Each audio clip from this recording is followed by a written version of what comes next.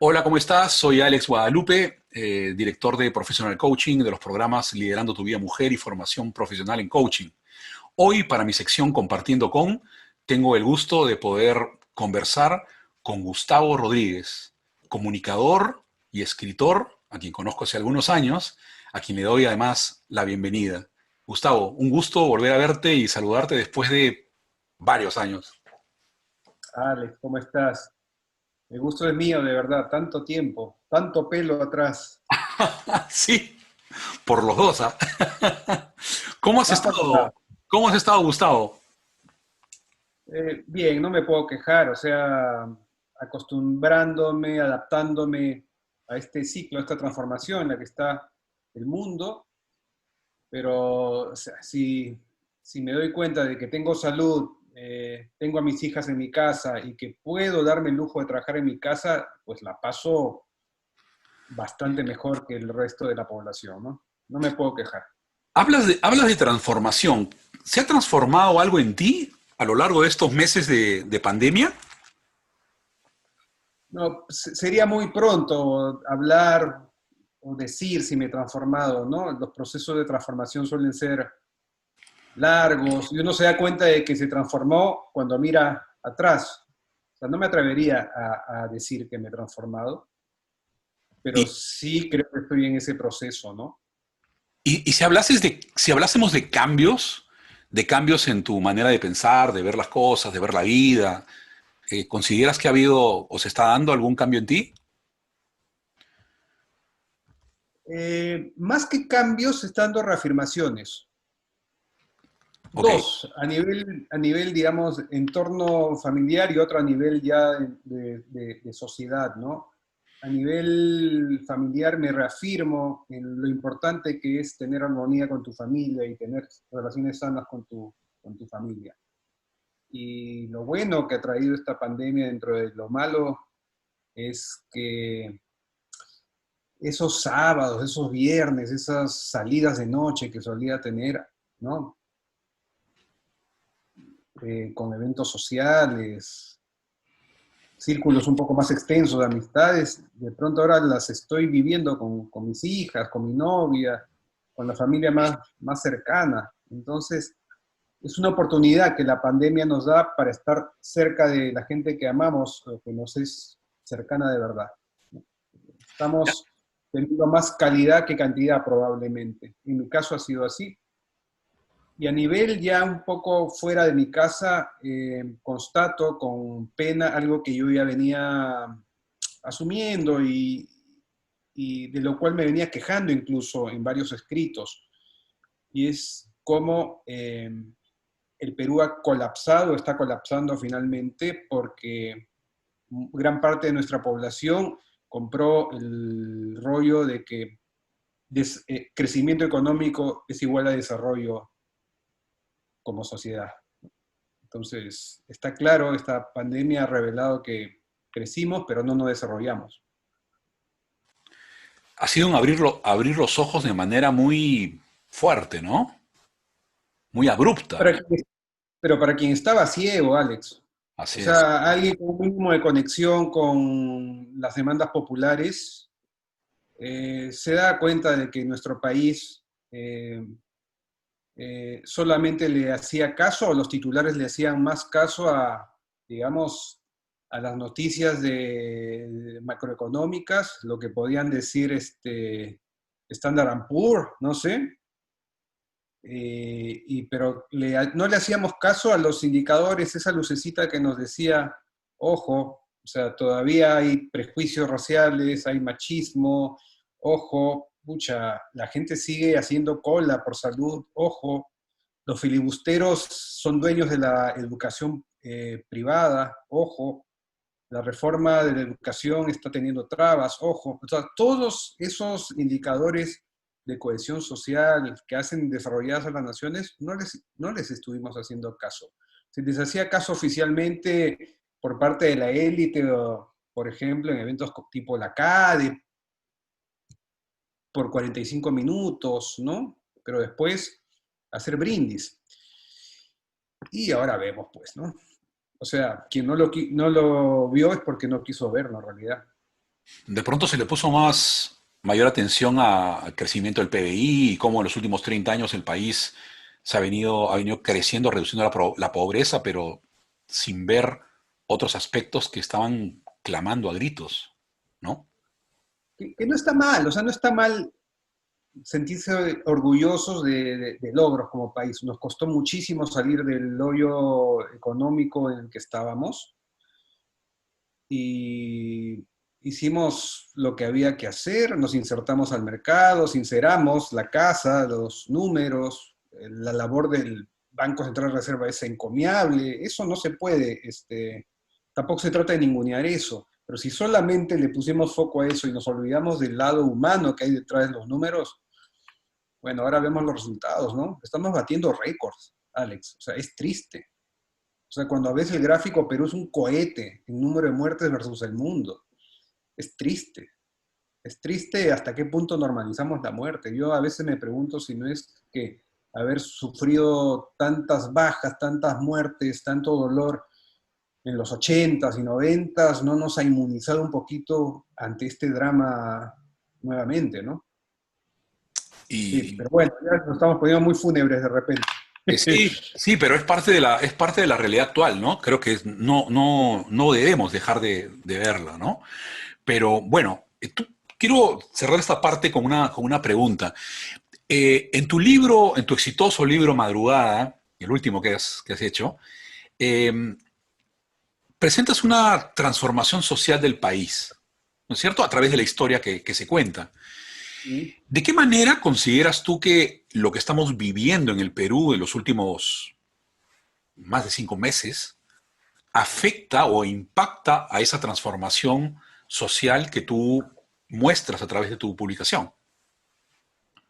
Bueno, en Madrugada es la historia de una chica de 30 años, Trinidad mestiza, que nació en la selva, que busca en Lima a su padre por un tema de una donación de un órgano para poder vivir. Y ella, de alguna forma, sí, en la novela simboliza a la clase emergente peruana, emprendedora, a la cual el discurso de los últimos 20 años, 20, 30 años probablemente, de ser emprendedor, nosotros podemos, se vistió de heroicidad. ¿No es cierto? Muchas campañas bancarias, mucha literatura o anuncios o discursos o artículos diciendo que el Perú es un país de emprendedores y bien por eso. Eh, lo cual, de alguna manera, eh, escondía otra cara. O sea, una manera más realista de ver ese discurso de todos somos emprendedores es igual a el Estado no se hace cargo. O sea, la gente se tiene que valer por sí misma y la gente misma es. Yo mismo soy, porque el Estado no se hace cargo. Bueno, estos 5 meses lo que nos ha indicado es que sí, pues estamos pagando la factura de que el Estado no se haya hecho cargo de nada. O sea, la razón por la cual el Perú ahora eh, rompe récords de fatalidad está en que desde el transporte público, o sea, un transporte público en el cual el Estado no se hizo cargo, cuando en los 90 se liberalizó totalmente, ¿no? Nuestras vías y las combis de yo mismo soy, se hicieron cargo de todo, han contribuido necesariamente al contagio. El hecho de que la educación, o sea, la baja recepción de mensajes, el hecho de que la mayor parte de jóvenes no entiende lo que lee o lo que le puedes comunicar, se basa en que, pucha, la educación se liberalizó de una manera brutal. Así es. Y, y lo mismo con el tema de salud. Entonces, bueno, detrás de ese yo mismo soy, del heroísmo, entre comillas, del emprendimiento, está esta otra cara, ¿no? Que nos está pasando factura.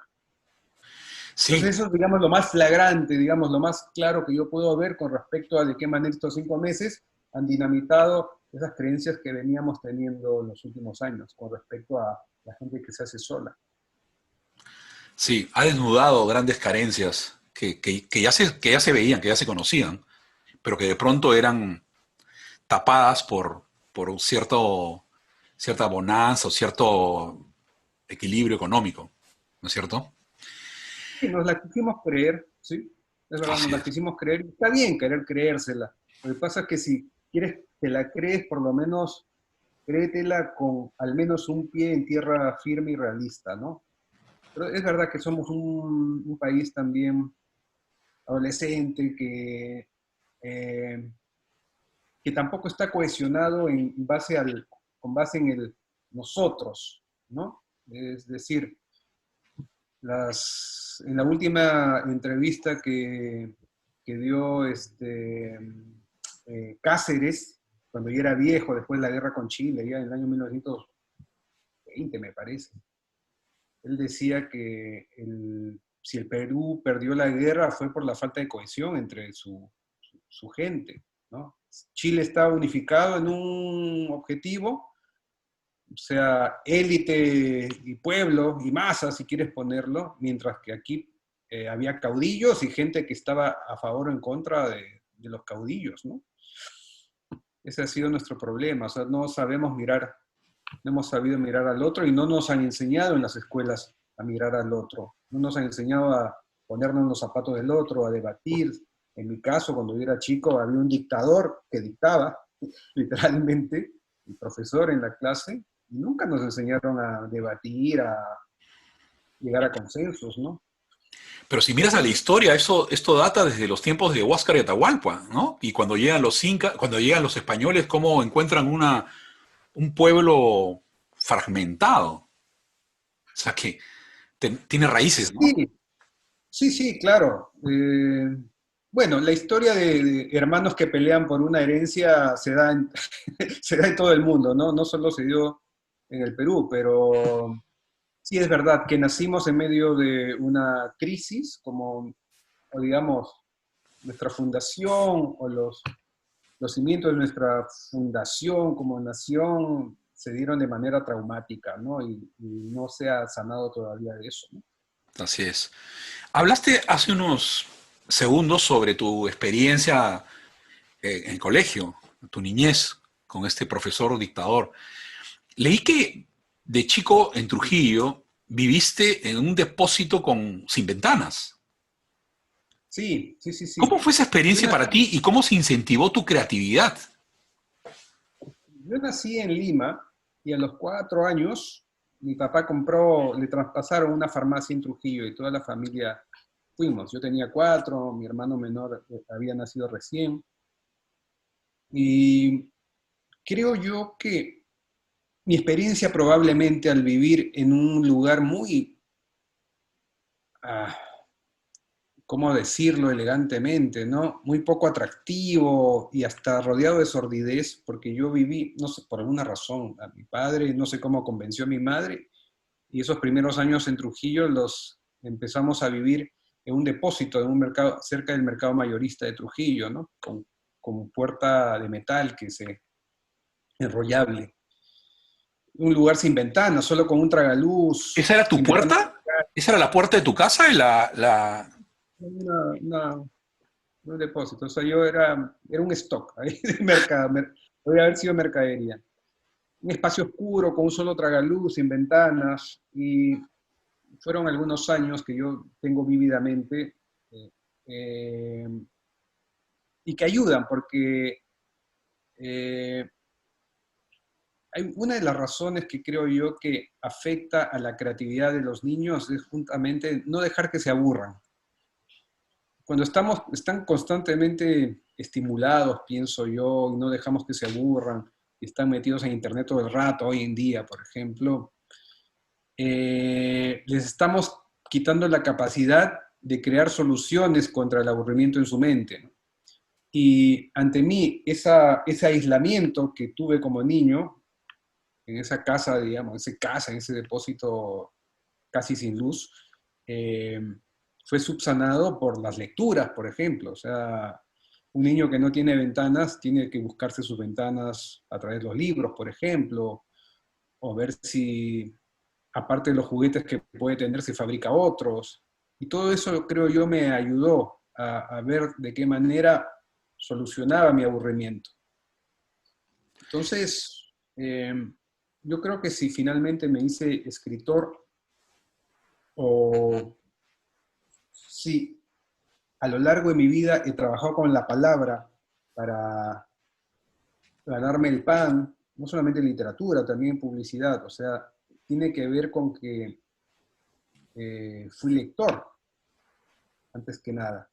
Y creo que si fui lector fue porque, por un lado, era un chico tímido, que prefería recluirse en su mundo, y por otro lado, necesitaba ventanas. Y los libros me daban esas ventanas.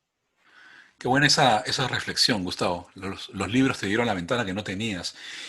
Me agradó leer de ti y coincidimos en esta apreciación o en esta historia, que uno de los primeros escritores que conociste fue Julio Verne. Yo me acuerdo que cuando era niño, mi papá me compró una colección de libros ilustrados y el primero era De la Tierra a la Luna, de Julio Verne, que eran historietas, básicamente historietas, ¿no? Porque tenía poco texto pero mucha imagen. Entonces leí que algo parecido te ocurrió a ti con Julio Verne. Sí, sí, yo tuve mucha suerte porque si bien yo no vengo de una familia de intelectuales, mi papá era un profesional, era químico farmacéutico, pero tenía una biblioteca en la que algunos clásicos había, algunitos, había mucho también de literatura de la época setentera, policiales, Irving Wallace, estos bestsellers norteamericanos, pero algunos autores selectos podían encontrarse, ¿no? Y yo nunca voy a olvidar el día que mi padre llegó a casa y entró a mi cuarto con una caja roja donde habían 10 tomos rojos con novelas de Julio Verne, y las tengo ahorita en mi biblioteca en un lugar preeminente, donde por cada 4 páginas de texto había un resumen en cómic, ¿no?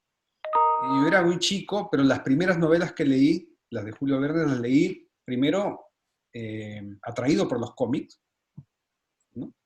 Pero claro, un niño que lee los cómics de pronto dice, ¿y no me estaré perdiendo algo en los textos de aquí entre cómic y cómic? Entonces empecé a leer lo otro.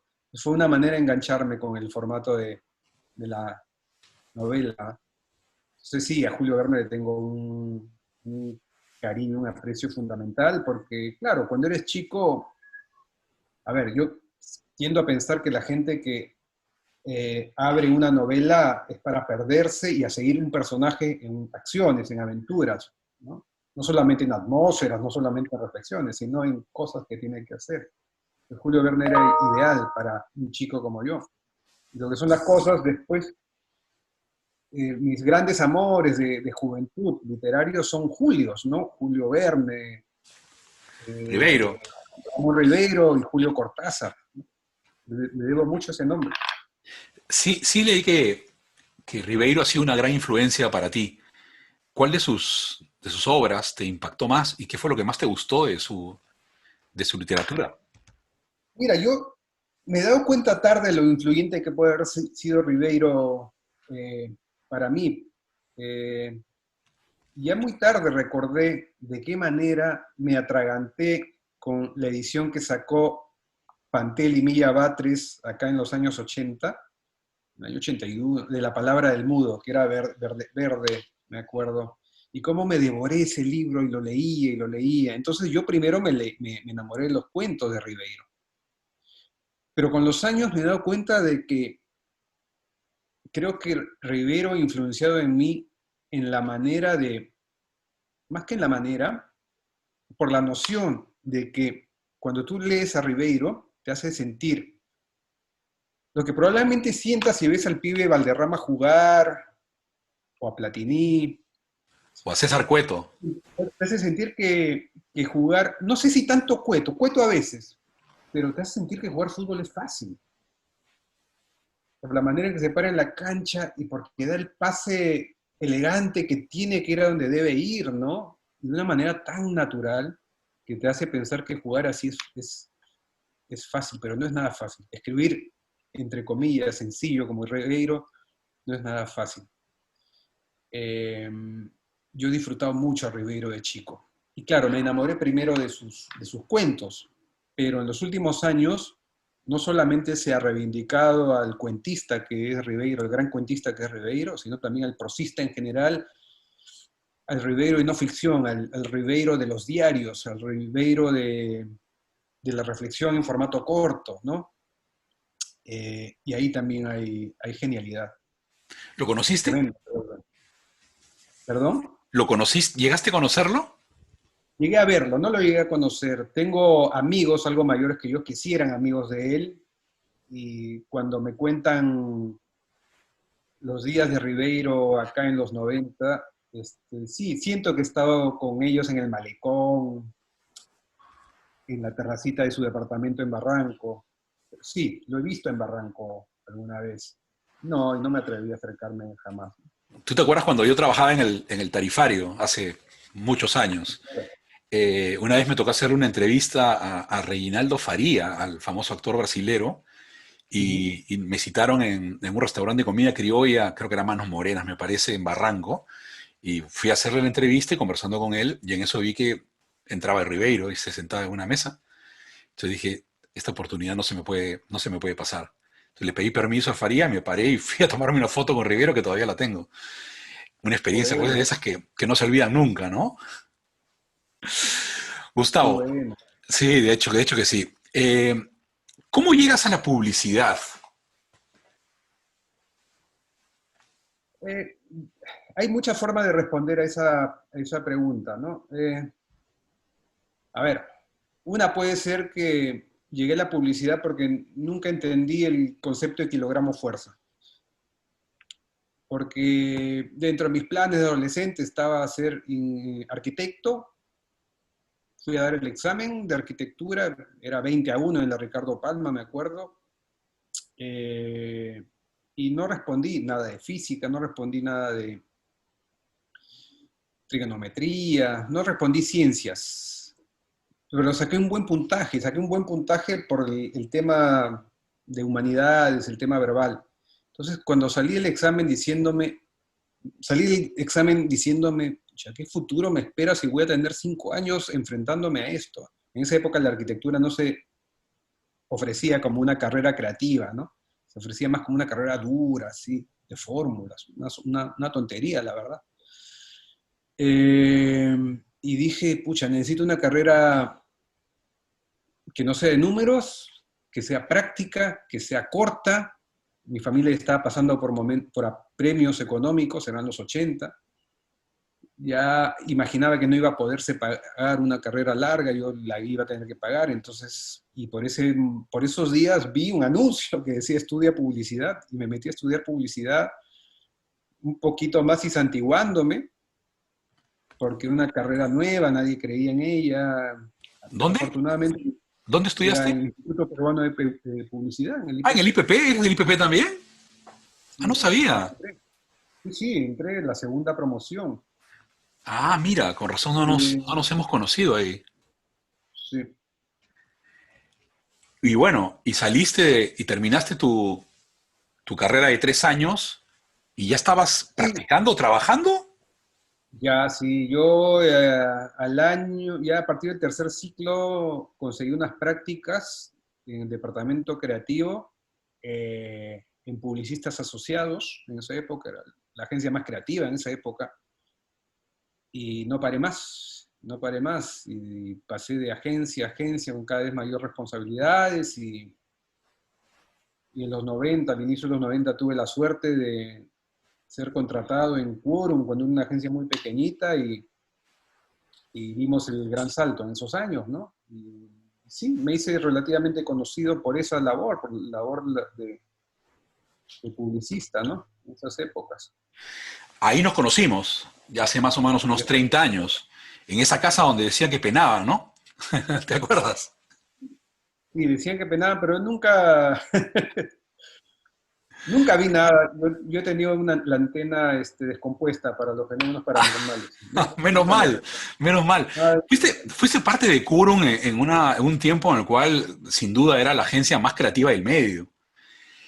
¿Cómo fue esa época para ti? fue una época maravillosa y tengo que, a ver, en mi vida yo he tenido suerte de haberme topado con gente muy sabia y muy generosa que ha sido conmigo. Así como en publicistas asociados, yo conocí a César de María, por ejemplo, que era un mentor desde un punto de vista.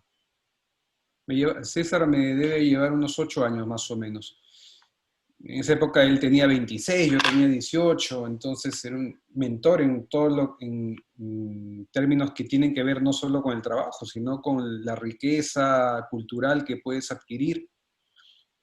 Y César es un gran dramaturgo, uno de los principales dramaturgos que ha dado este país en su historia. Y así como tuve a César, digamos, en Publicistas, pues tuve en Quórum a Pepe Mesa, que era el dueño en esa época, ¿no? Yo entré como un chico de 21 años, 22 casi, no, perdón, 22 años. Pucha, cuando pienso ahora que tenía 22 años, digo, qué mocoso que era. Y Pepe me acogió. En esa época estaba también Jorge Chiarella, tremendo director de teatro y actor, y una figura relevante de la cultura también. Poco. Mira la gente con la que trabajaba. Entonces hicimos un muy buen equipo y me dieron libertad. Es lo que más añoro de esas épocas, o lo que más he aprendido de esas épocas, darle libertad a la gente y darle la confianza si es que tiene talento. Ellos consideraban que yo tenía talento y ese primer mes escribí campañas que se hicieron, digamos, muy conocidas a nivel nacional y era un mocoso, en realidad. Pero fue gracias a la libertad que me dio Pepe Mesa, ¿no? Y Claro, con el tiempo me convertí en su socio, ¿no? llegaste a ser socio. Sí. Un par de campañas que recuerdes de las muchas exitosas que tuviste, que tuvieron en Quórum, ¿cuáles serían? A ver, yo recuerdo que los 2 meses que estuve ahí, ya estaba escribiendo y ya estábamos presentando San Antonio Santos, digamos, este comercial de los bidones, donde San Antonio y San Luis, personificados en Santos, se hacen la competencia. Y inmediatamente después ya estábamos escribiendo Canú, la campaña de lanzamiento de Canú, que era una marca que se convirtió pues en toda una institución en los 90 en el Perú, ¿no? Hizo desaparecer a Tang del mercado. Tiempito después nada más, una campaña para la Asociación Peruana de Avicultura, donde unos pollitos de verdad cantaban con su smoking, una canción en un coro de pollitos, ¿no? Entonces me acuerdo que, es loco, ¿no? Y ya no va a pasar eso nunca más, pero me acuerdo que nos entrevistaban, a mí me entrevistaban en las revistas del comercio, por esos comerciales. Era muy, Era muy curioso todo eso, ¿no? Eso a nivel, digamos, anecdótico. Después vinieron otras campañas, Bembos, Yungay, no sé, varias más, ¿no? Que digamos que prepararon el terreno para temas más sociales que me tocaron hacer más adelante y hasta campañas presidenciales. Pero fueron años muy divertidos. Yo los veo con mucha ternura. Ahora, creo yo que el tipo de trabajo que yo realizaba se perfilaba el narrador que hay adentro de mí, porque no sé si recordarás, cuando uno ve ahora que en Facebook hay grupos que te pasan publicidad de los años 80, cuando tú ves los comerciales eran videoclips, los comerciales eran canción cantada, e imágenes del ritmo de la canción. Cuando yo entré a trabajar en publicidad, yo no me consideraba apto para hacer ese tipo de publicidad. Yo no puedo decir que estaba bueno o malo, simplemente yo no podía, no me nace, no me Los nacía. A jingles. mí me, nacía- a mí me nacía escribir anécdotas, historias. Y claro, ahí lo que se manifestaba era el narrador que yo tenía, ¿no? Mucha gente en esa época, cuando después empecé a escribir literatura, pensaba erróneamente, y yo también me creí esa mentira por un tiempo, de que era un publicista que se había metido a escribir literatura. Y en realidad ha sido siempre al revés. Toda mi vida desde niño yo he narrado, he escrito cuentos, he escrito historias. La Y en un publicidad fue un momento, medio claro, para hacerlo también. la publicidad fue un medio que encontré en el camino para narrar, compartir. ¿no? Y con un patrocinador, digamos, que me permitía escribir esto, ¿no? Poner esa narrativa al servicio de una marca. Eh, ¿Y cómo se da eso es lo ese proceso de migración de la publicidad hacia la escritura en términos de tiempo y atención para ti, ¿no? si fue un proceso tenso, a No, no, ver si no. entendí. Cómo fue lo que preguntaba es, ¿cómo fue ese proceso de migración de la publicidad hacia la escritura, ¿no? Que si bien Ya. hoy en día tú me comentas que sigues dando servicios de comunicación, pero esto más o menos Ujú. representa un tercio de tu tiempo, que lo está más volcado hacia la escritura. ¿Cómo fue ese proceso, a pesar que estabas en un momento importante en publicidad, cómo vas poco a poco migrando hacia la escritura?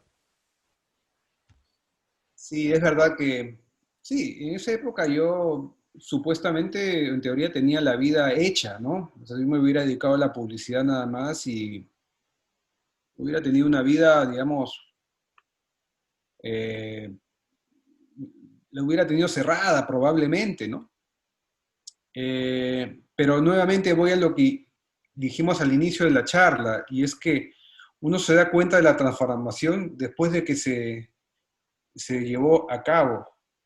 Y las transformaciones son así, pues son inadvertidas muchas veces, o en todo caso las transformaciones jamás son líneas rectas, son procesos en los cuales avanzas, hay retrocesos, hay dudas y sigues avanzando y lo que cuenta es la tendencia, ¿no? Como pasa ahora con el COVID-19. Y, o sea, mira, viendo en retrospectiva, el hecho de que yo en mis anuncios ya escribiera historias, ya te da algún tipo de síntoma de lo que podía venir después. Eh, Sin embargo, en los años 90, cuando mi esposa entonces está embarazada de nuestra primera hija, no sabíamos el sexo, yo me senté a escribirle a este bebé imaginado una larga carta, un gran testimonio, y me senté en la computadora. Y escribí, volqué todo lo que tenía ahí que decirle a este bebé que estaba por llegar. Y algo ocurrió ahí en ese proceso, algo en esa catarsis, algo ocurrió porque al siguiente fin de semana o después me volví a sentar y esta vez para escribir cuento, y luego otro cuento, y luego otro cuento. Y pronto los llegué a acumular en un volumen al que le di nombre Cuentos de fin de semana, justamente porque era el espacio en cuales los había escrito. Y una vez que publiqué ese cuento con el padrinazgo, ese libro de cuentos con el padrinazgo de Osvaldo Reynoso, ¿no? Que fue la primera persona que los leyó y me dio el visto bueno, yo muerto de nervios porque este tótem enorme que era Osvaldo Reynoso se dignaba a ver mis manuscritos. Una vez que hice eso ya no paré nunca más, ¿no? Entonces ya fue cuestión de tiempo para que, digamos, el narrador o quien vivía de escribir o quien quería vivir de escribir, no necesariamente relacionado a marcas, despegara, ¿no? Son más de 10 las obras, las novelas que has escrito, Gustavo. Desde La furia de Aquiles, La risa de tu madre, La semana tiene 7 mujeres, Cocinero en su Ujú. tinta, República de la Papaya, Te escribí mañana, Madrugada, Ampay Perú, Traducciones peruanas, Ampay Mujer, y en la literatura infantil, El demonio que cambió de selva y la trilogía de Juan Chichones. ¿Con cuál de estas te sientes más identificado y cuál consideras que te ha dado mayor éxito, por llamar así? Ah, mira, es difícil, Alex. Bueno, entre las obras que mencionas hay, por un lado, ficción, por otro lado hay no ficción. Eh, Quizá en las obras en las que más me he involucrado sentimentalmente han sido con las obras de ficción, digamos, con las novelas estas, eh, entre comillas, de fantasía, pero que esconden mucha verdad.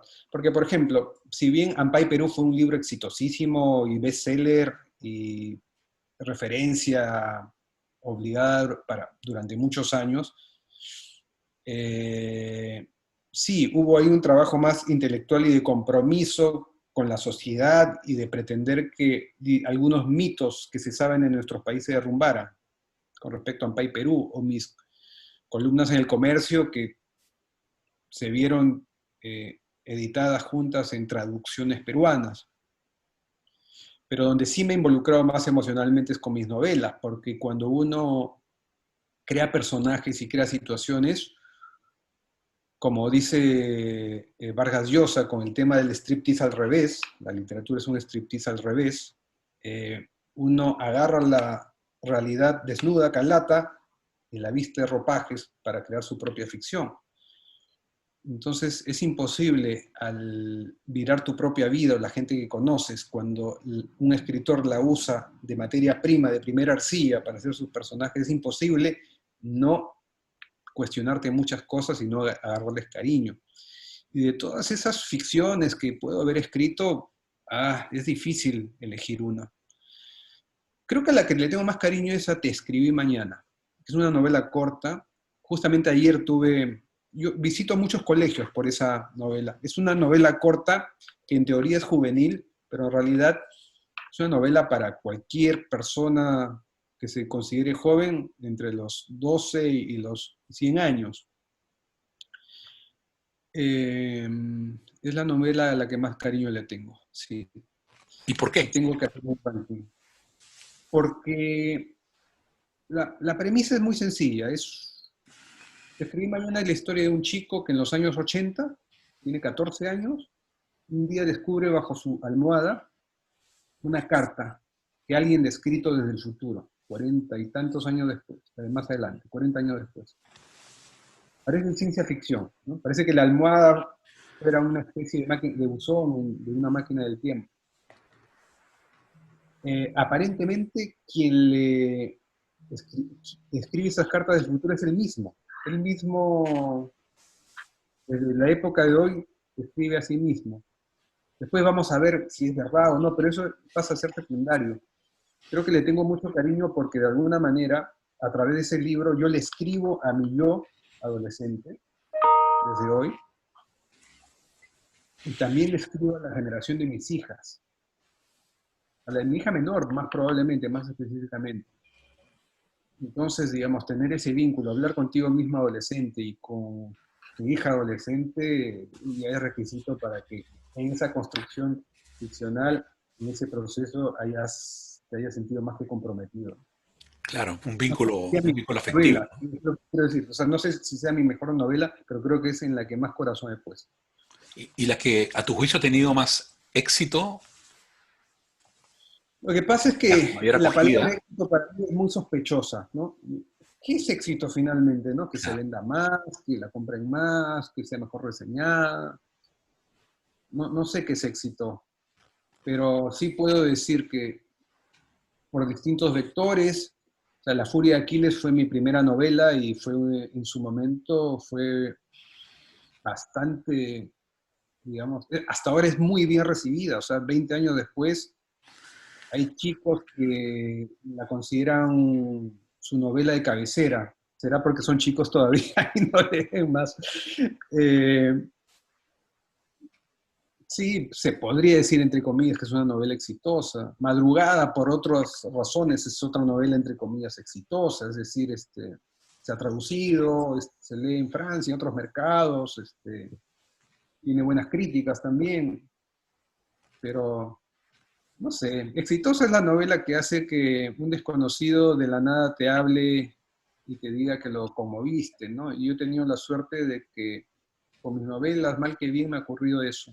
Soy Qué muy bueno, afortunado. qué bueno. Sí. Y si un desconocido te dijese, Gustavo, nunca he leído una obra tuya, quisiera comenzar a leerlas, ¿con cuál empiezo? Dependiendo de la edad, eh, probablemente, ¿no? Madrugada es una buena forma de entrar a mi mundo, o a lo que hoy me preocupa. Sí, Madrugada es una buena forma de entrar. La Furia O- de Aquiles también. ok, con cualquiera de esas dos. ¿Cómo te autodefines como escritor, Gustavo? soy un animal que escribe, más que un escritor, porque yo soy muy intuitivo. Yo no estudié literatura, no estudié teoría literaria. eh, Todo lo que he escrito lo he hecho tratando de absorber lo que he leído. Así fue con mis cuentos, así fue con mi novela, así ha sido con mis novelas. Entonces, creo que me niego a clasificarme a mí mismo porque no me gusta que otros me clasifiquen probablemente. Aunque sé que es necesario que te clasifiquen, ¿no? Ujú. Finalmente al ser humano le encanta poner a los demás en cajoncitos para estudiarlo mejor. Y está bien. Pero no me atrevo a clasificarme. Ok. ¿Cuáles han sido tus principales referentes desde tus inicios en Referente, literatura? Referentes. es difícil. Difícil por un... Yo tengo una condición cerebral muy curiosa y es que yo olvido todo lo que leo. Sí, he leído mucho, obviamente, en mi vida, pero yo jamás podría ser profesor de literatura porque me olvido los nombres de los autores, me olvido los nombres de las novelas, no puedo recitar poesía, envidio a la gente que es capaz de recitarte un poema, queda tan bien, tan bonito escucharlos, ¿no? En mi caso yo no soy así, no retengo, a veces veo una película y casi al final digo, pero esto creo que ya lo vi, y efectivamente ya lo vi, ¿no? Sin embargo, sí me quedan emociones, sí me quedan sensaciones. Eh, y como leo de todo y de mucho, y no tengo mayor pudor en, ¿no? Al leer todo al agarrar cualquier cosa que pueda leer, eh, sí puedo decir que Ribeiro fue una gran influencia en mí. O sea, lo siento, ahora sí lo siento. En su momento no lo sentía tanto. Creo que Ribeiro, silenciosamente, eh, es una gran influencia en la mayoría de escritores de mi generación, probablemente y antes, solo que no lo vemos, porque Ribeiro es una presencia elegante, o sea, no es estrambótica, no es mediática, pero está ahí, agazapado. Y va a, se- Probablemente y va a Felisberto seguir Hernández. estando. ¿Quién, Sí, perdón? el tipo que me gusta es Felisberto Hernández, este, Cortázar, sí, el Río de la Plata también me alimentó mucho en mis épocas así en las que más leía, ¿no? Y últimamente, no sabría qué decirte. Últimamente estoy leyendo más que nada ciencia. Me interesa saber por qué el cerebro humano, cómo funciona el cerebro humano, tratar de entender ese gran misterio, ¿no? Según Wikipedia, el cerebro es A un ver, no. órgano que centraliza la actividad Mira, Ahí tienes respuestas, ahí tienes respuestas. Ahora te voy a comentar al final te voy a comentar yo, un libro sobre el cerebro que leí hace poco que me parece bien interesante. El cerebro masculino y el cerebro femenino, es para poder entender un poco cómo es que operan, ¿no es cierto? Un par de preguntas más para terminar, Gustavo. ¿Has podido escribir en estos meses de pandemia? ¿Se viene otro libro nuevo? ¿Qué has venido haciendo? mira, en estos meses no he podido escribir. O sea, no, los primeros 2, 3 meses me sentí amarrado, no me provocaba escribir. Ficción por lo menos no. Sí me dedicaba a mis columnas en el diario del Comercio, eso sí, pero ficción no. Y eso que ya tenía avanzado una investigación y podía haber empezado una novela con una idea que tenía, ¿no? Pero no. Últimamente a lo que me he dado es por revisar un manuscrito antiguo de una novela que ya tenía terminada hace unos años y la he vuelto a revisar como para calentar y prepararme, probablemente para empezar algo de cero. Pero sí, tengo una novela ya que se iba a lanzar este año, que ya estaba, aparte de la que revisé, y la tengo ya contratada y revisada, pero no sé si se lance este año, ¿no? No es un año muy propicio para lanzamientos literarios, lamentablemente. Sí, definitivamente esta pandemia ha trastocado en muchos aspectos como este, ¿no? De repente toca esperar un poco más. Entonces, ¿qué planes tienes? de aquí al próximo año, digamos, de acá a un año, qué tienes previsto a nivel general? Mira, a nivel general estoy viendo la manera de generar contenidos, pero contenidos, eh, ¿qué ocurre? Bastante impactado con la manera en que las fake news se han elevado y las crisis sirven para que justamente estas falsas noticias, estas creencias, la anticiencia, digamos, sea motivo de debate, ¿no? Cuando no deberían serlo. Entonces, estoy viendo la manera de tener un proyecto por el cual la gente tenga acceso a contenido fiable, bien escrito, como una alternativa más para reflexionar a través de las redes, a través de Internet. Entonces, ese es un tema, ¿no? Aparte de una novela que tengo ahí, este proyecto de novela que no sé si acometeré, pero estoy en eso. Con eso, en mis talleres de escritura y de comunicación, y algún cliente que me pida asesoría, estoy ahí a la espera de que va a terminar toda esta pausa. Y ocupado Pausa, ¿no? también. Este cambio, ¿no? Este cambio tan drástico que nos ha tocado vivir, ¿no es cierto? Bien, para terminar, te doy algunos nombres para que los escribas con una palabra, ¿te parece? A ver, sí. Vargas Llosa, Tótem, Bryce, afecto, Borges, filósofo, Bailey, gran oído, Renato Cisneros, amigo, Quórum, nostalgia, Pepe Mesa, cariño, COVID-19,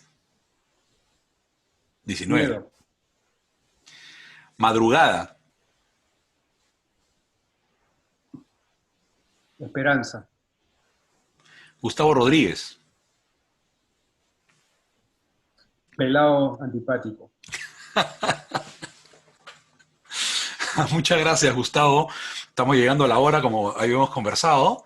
Y bueno, quiero nuevamente agradecerte por tu tiempo, por tu atención. No nos hemos visto en, creo que en 20 años fácil, pero me alegra mucho volver a conversar contigo y que pues las amistades se mantienen tal cual, a pesar del tiempo. Y quiero dejarte este espacio para que puedas despedirte. Alex, el placer ha sido mío, de verdad. Ahora tengo que ir a cocinar, tengo que quitarme esto. Pero ha sido muy bonito verte, de verdad, hacía muchos años que no te veía y me ha dado mucho gusto ver cómo los afectos se renuevan, ¿no? Y se reconectan. De verdad que ha sido una mañana muy bonita, te lo agradezco mucho y eh, por tu intermedio le mando todo mi cariño a quienes nos estén viendo y gracias por vernos. Eso. Gracias, Gustavo. No te vayas para hacer un par de fotitos y ahí ya te dejo, te libero para que puedas cocinar. Yo también. Bien, gracias a quienes nos han visto. Espero que les hayan disfrutado la conversación con el gran Gustavo Rodríguez. Y los invito a leer sus libros también. Y bueno, va a ser hasta una siguiente oportunidad con nuestra sección Compartiendo con. Soy Alex Guadalupe, director de Professional Coaching y de los programas Liderando tu Vida Mujer y Formación Profesional en Coaching. Te invito a seguirme en mis redes, tanto en Instagram como Facebook y LinkedIn, además de suscribirte a mi canal de YouTube, siempre como Alex Guadalupe Coach. Será hasta una siguiente oportunidad. Muchas gracias.